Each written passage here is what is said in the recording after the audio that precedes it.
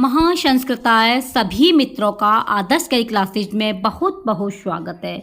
दोस्तों, संस्कृत साहित्य के बहुत बड़े कवि हुए हैं जिनका नाम है बाणभट्ट। बाणभट्ट के द्वारा रचित की गई है और संस्कृत साहित्य में इनको बहुत ही ऊंचा स्थान प्राप्त है। उनकी कहानी है कादम्बरी। तो आइए एक कहानी मैं आपको सुनाती हूँ जो आपको बहुत ही जल्दी याद हो जाएगी, क्योंकि फ्रेंड्स कहानी हम बचपन से सुनते आए हैं और कहानी हमें बहुत ही जल्दी याद हो जाती है। तो ये कहानी आपकी कादम्बरी सार। क्या है? कादम्बरी। तो समझेंगे कि कादम्बरी है क्या, क्योंकि दोस्तों अक्सर परीक्षा में इससे प्रश्न आते हैं, प्रश्न पूछे जाते हैं, क्योंकि ये बहुत ही इम्पोर्टेंट बुक है। सामान्य अध्ययन करते हैं इसका, इसलिए फ्रेंड्स आप इस वीडियो को कंप्लीट देखना। तो कादम्बरी क्या है? कादम्बरी एक कथा है। इसे लिखा किसने है? ये बाणभट्ट ने लिखा है। और बाणभट्ट जी का जो जन्म है वो 6ठी शताब्दी का पूर्वार्ध यानी 650 ईस्वी से 700 ईसा पूर्व माना जाता है। बाणभट्ट के जो पिताजी हैं इनका नाम है चित्रभानु और माता का नाम है राजदेवी। इसको जो पूर्ण किया था पुलिंद भट्ट ने, यानी कि आधा भाग तो बाणभट्ट ने लिख दिया था, लेकिन जो पूरा किया था ये पुलिंद भट्ट ने किया था, जो बाणभट्ट के पुत्र थे। इनको भूषण भट्ट के नाम से भी जाना जाता है। जो कादम्बरी कथा है इसमें जो रस का प्रयोग हुआ है वो दोस्तों आपके शांत रस का प्रयोग हुआ है। कादम्बरी कथा में चंद्रापीड़ एवं वैशंपायन के 3 जन्मों की कथा का वर्णन है। क्वेश्चन ऐसे भी आ सकता है कि 3 जन्मों की कथा का जो वर्णन है वो कौन कौन से पात्र हैं, तो वो आपके चंद्रापीड़ हैं और आपके वैशंपायन है। तो ये मोस्ट इम्पॉर्टेंट है आपके लिए। कादम्बरी कथा में जो वर्णन है वो चंद्रापीड़ एवं वैशंपायन के 3 जन्मों की कथा का वर्णन है। जो कादम्बरी कथा के जो भाग हैं वो 3 भाग हैं। कादम्बरी कथा 3 भागों में विभक्त है। सबसे पहले कथामुख, फिर दूसरा है पूर्वार्ध और उत्तरार्ध। ठीक है। महाश्वेता पुंडरीक की प्रेमिका है, कादम्बरी चंद्रापीड़ की प्रेमिका है। ये दोनों युगल प्रेमी हैं। कैसे हैं ये? युगल प्रेमी हैं। महाश्वेता पुंडरीक की हैं और कादम्बरी आपकी चंद्रापीड़ की हैं। कादम्बरी को कहते हैं मदिरा। ठीक है। ये कादम्बरी चंद्रापीड़ की प्रेमिका है, ये आपको याद होनी चाहिए। तो सबसे पहले आपका कथामुख है, तो कथामुख को आप समझेंगे, कथामुख भाग को आप समझेंगे। तो इसमें दोस्तों सबसे पहले शूद्रक राजा हैं। कौन है? शूद्रक। और जो विदिशा के राजा हैं, कथामुख में सबसे पहले शूद्रक आपको याद रखना है। शूद्रक ये विदिशा के राजा हैं। इनके पास में एक चांडाल कन्या आती हैं और एक शुक देती हैं। चांडाल कन्या आती हैं और एक शुक देती हैं। शुक माने होता है तोता। ये तोता जो है बहुत ही विलक्षण प्रतिभा के हैं, क्योंकि ये बोलना जानते हैं और एक पैर उठा कर के ये प्रणाम करते हैं। तो इनकी बहुत ही विलक्षण प्रतिभा है आपके शुक की। तो ये चांडाल कन्या कहाँ पर आती हैं? शूद्रक के राय दरबार में। और जो शूद्रक है यानी कि इनके दरबार में आते हैं, तो जो शुक है वो शुक दोस्तों अपने पूर्व जन्म की, जो शुक है वो राजा को शुक अपने जन्म से जावाली आश्रम तक का वृतांत बताता है। ये शुक जब राय दरबार में आते हैं चांडाल कन्या के द्वारा, तो ये प्रणाम करते हैं। तो यही शुक जो है राजा को अपने जन्म से जाबाली आश्रम तक का पूरा वृतांत सुनाते हैं, पूरी कहानी सुनाते हैं। तो ये क्या सुनाते हैं कि हे राजा, विंध्याटवी जो पर्वत है, पंपा सरोवर, विंध्याटवी पंपा सरोवर पर मैं रहता था। वहाँ पर एक सबर सेना आती है और सबर सेना में भयंकर युद्ध होता है। वो सबर सेना ने जैसे ही मेरे पिता को देखा तो मेरे पिता को मार दिया और मेरे पिता की मृत्यु हो गई। मैं अकेला पड़ गया। अब इधर से क्या है, जो पंपा सरोवर से जो हारित ऋषि हैं, ये हारित ऋषि स्नान करके जाते हैं, तो वत्कल वस्त्र जो थे वो लटका करके जाते हैं अपने कंधों पर। तो ये जो है शुक उस पानी को पीते हैं, उनके पीछे पीछे जाते हैं हारित ऋषि के। तो उसमें से जो वत्कल वस्त्र हैं उसमें से जल निकलता है, तो उस जल को पीते हैं और अपनी प्यास को बुझाते हैं। ये हारित ऋषि कौन है? ये जाबाली ऋषि के पुत्र हैं। ठीक है। हारित ऋषि जाबाली ऋषि के पुत्र हैं। तो इस तरीके से उस तोते की जान बच जाती है। इसके बाद में जाबाली मुनि जब ये वृतांत सुनाते हैं, यानी कि ये वृतांत सुना तो रहे हैं राजा को, लेकिन हारित ऋषि जब अपने आश्रम में आते हैं और जाबाली ऋषि को बताते हैं सारा वृतांत, तो जाबाली ऋषि को जब वृतांत सुनाते हैं तो जाबाली मुनि जो हैं ये मुस्कराते हैं। जाबाली मुनि, क्योंकि हारित ऋषि सारा वृतांत बताते हैं कि इस तरीके से ये शुक आया, तो जो जाबाली मुनि हैं वो मुस्कराते हैं और कहते हैं कि ये शुक के पूर्व जन्म का ही फल है। शुक के यानी तोता के ये पूर्व जन्म की ही कथा है। तो ये तो था आपका कथानक, ठीक है, ये कथा मुख भाग हो गया। अब इसके बाद में आपकी ये हुई कथा, अब पूर्वार्ध की कथा आरंभ होती है, ठीक है। तो इसमें दोस्तों आपको पता है सबसे पहले कोई भी कथा जब स्टार्ट होती है तो वो एक राजा से स्टार्ट होती है। किससे होती है? राजा से। तो यहाँ पर भी एक राजा है और उस राजा का नाम है तारापीड़। क्या नाम है? तारापीड़ है। और तारापीड़ जो राजा हैं ये उज्जैनी के राजा हैं। कहाँ के राजा हैं? उज्जैनी के राजा हैं। इनकी पत्नी का नाम है विलासवती। एक राजा हैं तारापीड़ और तारापीड़ उज्जैनी के राजा हैं। इनकी पत्नी का नाम है विलासवती। और उज्जैनी के जो राजा है तारापीड़ और विलासवती का एक पुत्र है जिसका नाम है चंद्रापीड़, जिसका आप अध्ययन करेंगे। तो चंद्रापीड़ किसके पुत्र हैं? तारापीड़ के। इनकी माता का नाम है विलासवती और इनके पिता का नाम है तारापीड़। तो चंद्रापीड़ का एक परम मित्र है जिसका नाम है वैशंपायन। क्या नाम है? वैशंपायन। तो ये तारापीड़ का एक अमात्य है, मंत्री, जिसका नाम है शुकनाश और पत्नी है इनकी मनोरमा। तो शुकनाश और मनोरमा के द्वारा एक पुत्र उत्पन्न हुआ जिसका नाम रखा गया वैशंपायन।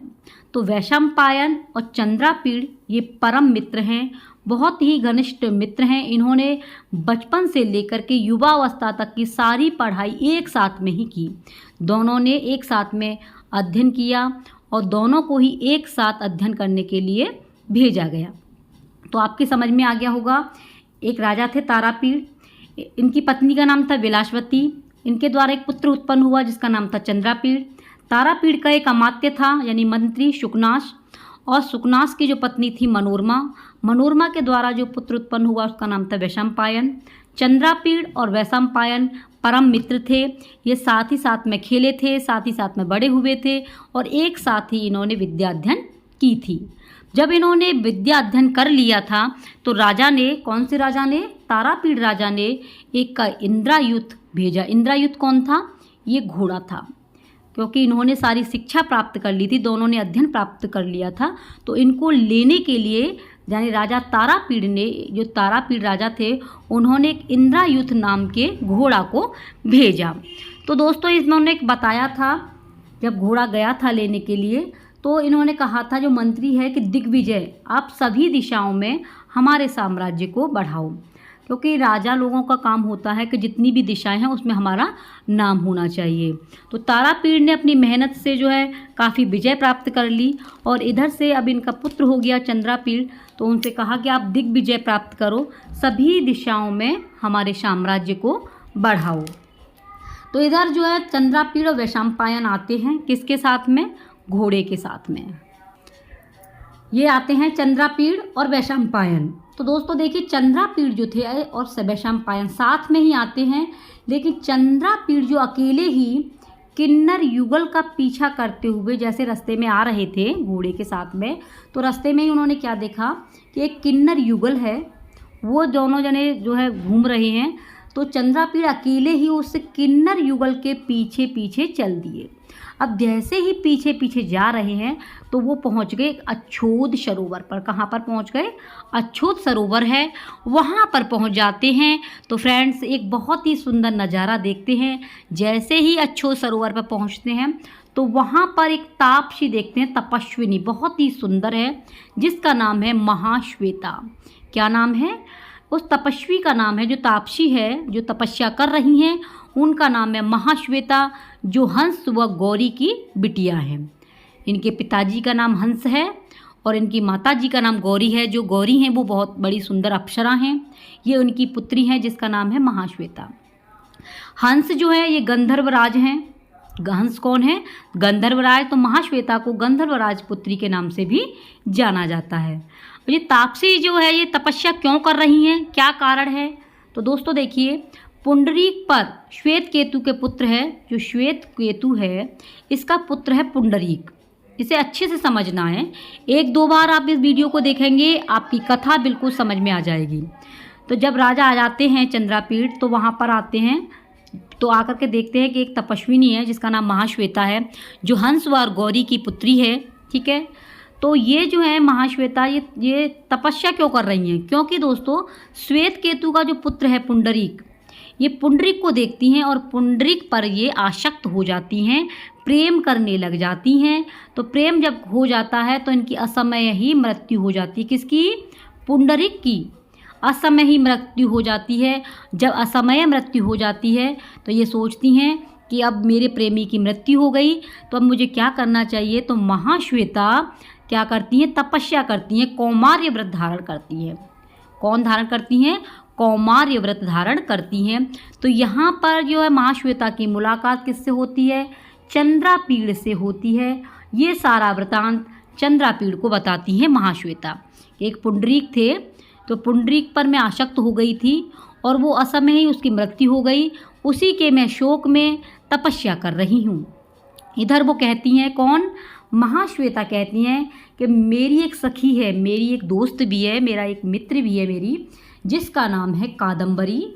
किसकी दोस्त है वो? महाश्वेता की। मेरी एक दोस्त है कादम्बरी, जो सखी जो है वो भी मेरे साथ में कौमार्य व्रत धारण किए हुए है। यानी कि महाश्वेता कहती है मैं तो कर ही रही हूँ तपस्या, लेकिन मेरे साथ में मेरी जो मित्र है, मेरी जो सखी है कादम्बरी, वो भी मेरे साथ में कौमार्य व्रत धारण कर रही है। तो जब जैसे ही महाश्वेता कादम्बरी के पास में चंद्रापीड़ को लाती है, तो चंद्रापीड़ को देखते ही, यानी कि कादम्बरी इतनी सुंदर थी कि चंद्रापीड़ इस पर आसक्त हो जाते हैं, प्रेम भाव प्रकट कर देते हैं। तो इधर जब प्रेम भाव प्रकट हो जाता है, आसक्त हो जाती है वो आपका चंद्रापीड़ किस पर? कादम्बरी पर। तो चंद्रापीड़ और महाश्वेता, जो चंद्रापीड़ और महाश्वेता है, ये कादम्बरी को समझाते हैं कि कादम्बरी को कौमार्य व्रत नहीं धारण करना चाहिए, इस तरीके से समझाते हैं। समझ में आ गया? जो तपस्या है, यानी कि महाश्वेता है, वो पुंडरीक की याद में तपस्या कर रही हैं, लेकिन महाश्वेता के साथ में कादम्बरी भी तपस्या कर रही हैं, कौमार्य व्रत धारण किए हुए हैं। जैसे ही चंद्रापीड़ कादम्बरी को देखते हैं तो कादम्बरी पर आसक्त हो जाते हैं। इधर चंद्रापीड़ और महाश्वेता दोनों कादम्बरी को समझाते हैं कि आपको कौमार्य व्रत धारण नहीं करना चाहिए। ठीक है, तो ये समझ में आ गया होगा कि कादम्बरी और आपके चंद्रापीड़ दोनों आपस में आसक्त हो जाते हैं, प्रेम भाव में प्रकट हो जाते हैं। इधर क्या होता है दोस्तों? इधर एक नई कथा मोड़ लेती है। इधर चंद्रापीड़ कौन है? चंद्रापीड़ जो है, वहाँ चंद्रापीड़ को बुलावा आ जाता है उज्जैन से। किसने बुलावा भेजा था? तारापीड़ ने। तारापीड़ कौन है? ये आपके चंद्रापीड़ के पिताजी हैं। तो उज्जैन से पिताजी का बुलावा आता है, तो वैशंपायन को ससैन्य लौटाया।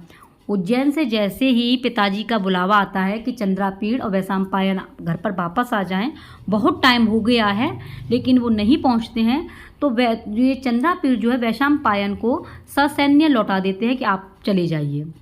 लेकिन दोस्तों जब बुलावा आता है तो वहाँ पर जो है वैशंपायन नहीं पहुँचता है, तो वो बहुत परेशान हो जाते हैं। कौन? चंद्रापीड़ बहुत परेशान हो जाते हैं कि आखिरकार मैंने अपने दोस्त को भेजा था, लेकिन वो कैसे नहीं पहुंचा।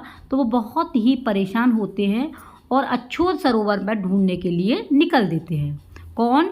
चंद्रापीड़ निकल जाते हैं अपने मित्र वैशंपायन को देखने के लिए, खोजने के लिए कि आखिरकार मेरा दोस्त है, मेरा मित्र है, ये क्यों नहीं पहुंचा है उज्जैन। तो ये दोस्तों आपके उत्तरार्ध की कथा है। किसकी है? उत्तरार्ध की। और कहाँ से स्टार्ट होती है? चंद्रापीड़ से। इधर क्या होता है? ये महाश्वेता जो है, महाश्वेता ये वैशंपायन पर आसक्त हो जाती है। महाश्वेता किस पर? वैशंपायन पर आसक्त होती है। तो जब आसक्त हो जाती है, वो मानता नहीं है, तो उसे शाप दे देता है। महाश्वेता जब वैशंपायन पर आसक्त होती है, प्रेम भाव प्रकट करती है, लेकिन वो नहीं मानता है, तो इधर महाश्वेता उसे शाप देती है कि तुम शुक बन जाओ। कौन? यानी कि ये वैशंपायन। तो ये महाश्वेता जब आसक्त हो जाती है, इसका नाम वैशंपायन है। इस पर जब आसक्त होती है, ये वैशंपायन नहीं मानता है, तो इसे जो शाप देता है कि तुम जो है तोता में बदल जाओ। तो इधर क्या होता है दोस्तों, यही जो शुक है, ये वैशंपायन है, ये तोता बन जाता है और ये राजा शूद्रक की सभा में पहुंच जाता है। कौन लेके जाता है? ये लेके जाती है चांडाल कन्या। तो ये था इसका वृतांत। अब अछोत सरोवर ढूंढने के लिए गए थे, लेकिन वो नहीं मिलते हैं। तो ये सब कुछ किससे पूछते हैं? ये पूछते हैं महाश्वेता जब मिलती है अछोत सरोवर के पास में कि मेरा मित्र यहाँ आया था, वो मित्र कहाँ हैं? तो वो बताती हैं कि वैशंपायन जो थे, मैं उन पर प्रेम भाव प्रकट किया था मैंने, लेकिन वो नहीं माना, तो मैंने उसे शाप दे दिया और वो शुक बन गया है। इधर दोस्तों मित्र की जब पता पड़ जाता है कि वो शुक बन गया है, तो मित्र की जब मृत्यु का, जब शोक का जब समाचार मिलता है, तो इधर चंद्रापीड़ भी मृत्यु के लिए तत्पर हो जाता है कि जब मेरा दोस्त ही नहीं रहा है, मतलब वो तो मृत्यु को प्राप्त हो गया है। जब वैशंपायन उसके आपके महाश्वेता के द्वारा पता पड़ता है, तो अपने मित्र की जब मृत्यु का समाचार मिलता है कि वो जो है मृत्यु हो गई है उसकी, इधर चंद्रापीड़ भी अपनी मृत्यु करना चाहता है। तो कादम्बरी जो थी, कादम्बरी उससे प्रेम करने लग गई थी। तो जब वहाँ पर चंद्रापीड़ भी अपने प्राणों को त्याग देता है, यानी कि आपका जो है वैशंपायन भी अपने प्राणों को त्याग देता है और मित्र के शोक में चंद्रापीड़ भी अपने प्राणों को त्याग देता है। अब जैसे ही कादम्बरी को पता पड़ता है कि मेरा जो प्रेमी है चंद्रापीड़, उसने अपने शरीर को त्याग दिया है, तो कादम्बरी भी मरने को तैयार हो जाती है कि मैं ही जी करके क्या करूँगी। तो वो भी अपने शरीर को भस्म करना चाहती है, तो चंद्रापीड़ के शरीर के साथ में ही। तभी क्या होती है, एक आकाशवाणी होती है, क्योंकि दोस्तों पहले जब भी कोई कार्य ऐसा होता था तो तुरंत आकाशवाणी होती थी। जैसे ही कादम्बरी अपने शरीर को त्यागना चाहती है चंद्रापीड़ के साथ में, तो तुरंत एक आकाशवाणी होती है और आकाशवाणी कहती है कि आप जो है अपने प्राणों को मत त्यागिए, इसका चंद्रापीड़ का दोबारा जो है जन्म होगा और दोबारा से तुम्हारा मिलन होगा। तो ये वही जो शुक है जो राजा शूद्रक की सभा में आया हुआ है। इधर दोस्तों ये चंद्रमा है और ये पुंडरीक। चंद्रमा और पुंडरीक में बार बार पर झगड़ा हुआ है, ठीक है, बार बार पर क्या हुआ है, लड़ाई हुई है इन दोनों में, और बार बार पर इन्होंने जन्म लिया है, चंद्रमा और पुंडरीक। ये चंद्रमा वही है चंद्रापीड़, और ये पुंडरीक वही है जो वैशंपायन है। इन दोनों में बार बार लड़ाई हुई है, बार बार इन्होंने यानी कि 3 बार जन्म लिया है। तो ये वही है चंद्रमा और पुंडरीक। अब आप समझेंगे एक राजा शूद्रक, जहीं से शुरू हुई थी राजा शूद्रक।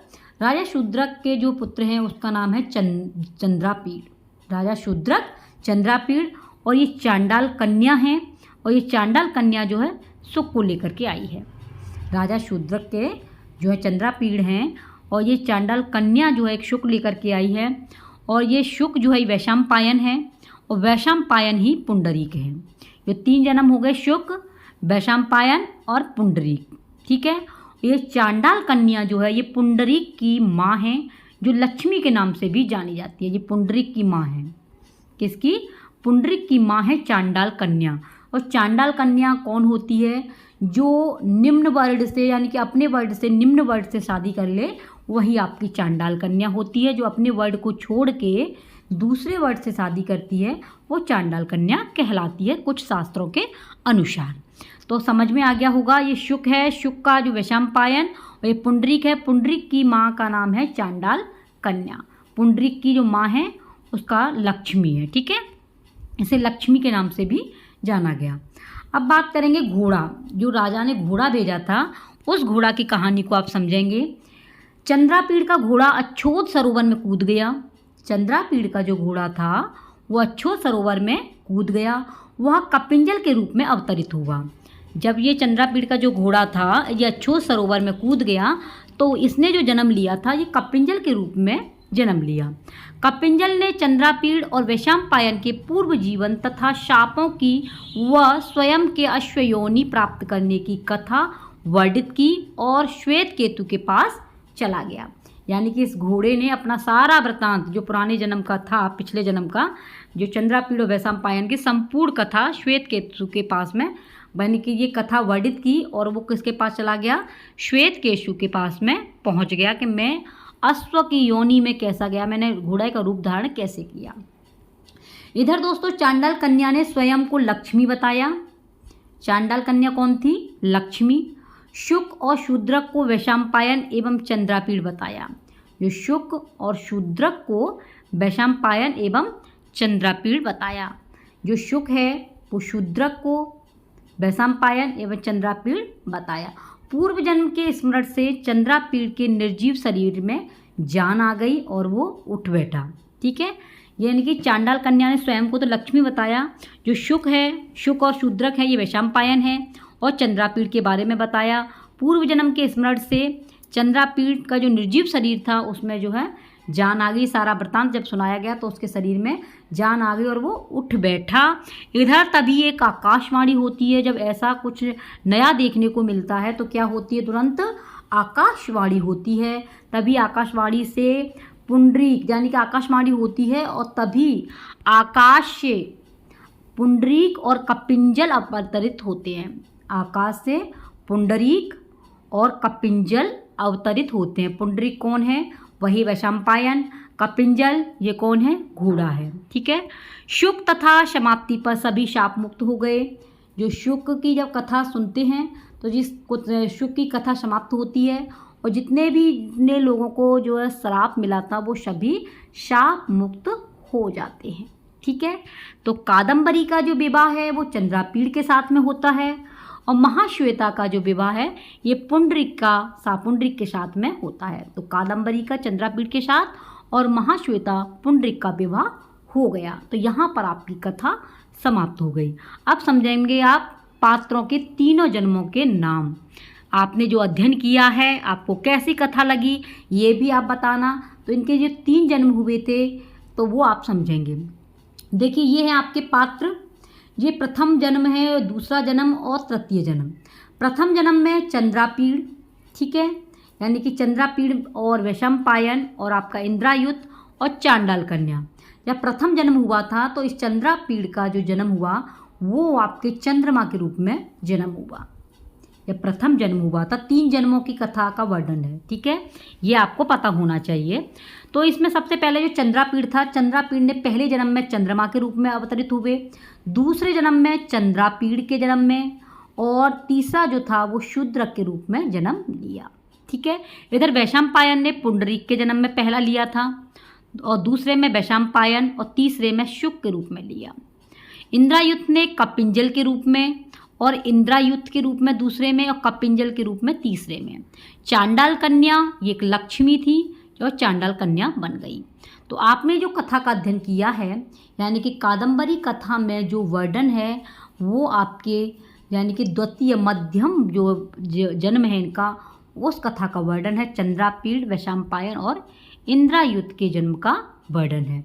तो ये आपको समझ में आना चाहिए। कथा आपकी स्टार्ट हुई थी तारापीड़ से और इसमें चंद्रापीड़ के बारे में यानी कि चंद्रापीड़, वैशंपायन और इंद्रायुत ये सभी के बारे में बताया गया। तो PDF प्राप्त करने के लिए आप लोगों को टेलीग्राम ज्वाइन करना होगा, वहाँ पर आपको ये मिल जाएगा। वैशंपायन तो था शुक, ये शूद्रक था चंद्रापीड़, क्योंकि अभी आपने ये समझा होगा। ये रहा पहले जन्म में चंद्रमा, ठीक है, दूसरे जन्म में चंद्रापीड़ और तीसरे जन्म में शूद्रक।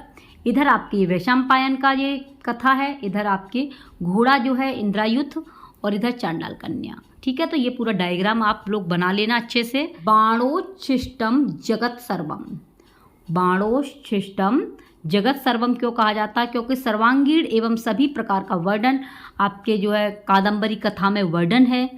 और इनकी जो बाणभट्टी की जो रीति है वो पांचाली है। कौन सी है? पांचाली रीति है। कन्नौज के राजा हैं हर्षवर्धन पर आश्रित हैं। तुरंग बाण की उपाधि इनको मिली हुई है और इनकी रचनाएं हैं, जो रचनाएं हैं बाणभट्टी की वो हैं चंडी शतक, मुकुट ताड़िक, कादम्बरी कथा। और कादम्बरी कथा का जो है स्रोत है वो है बृहत कथा गुडाढ्य। ठीक है, तो चंडी शतक, मुकुट ताड़िक, कादम्बरी और कादम्बरी कथा का जो स्रोत जाता है वो किसके लिए जाता है? बृहत कथा गुडाढ्य के लिए जाता है। और दोस्तों इसमें देखिए जो मंगलाचरण है, मंगलाचरण आपके कितने होते हैं? 3 होते हैं।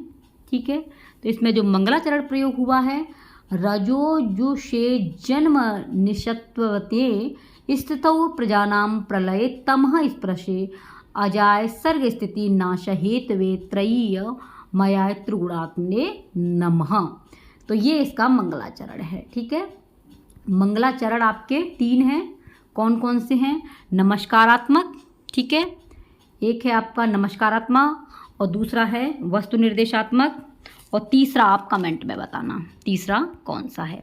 तो ये थी दोस्तों इसकी संपूर्ण कथा। आई होप आपकी समझ में आई होगी।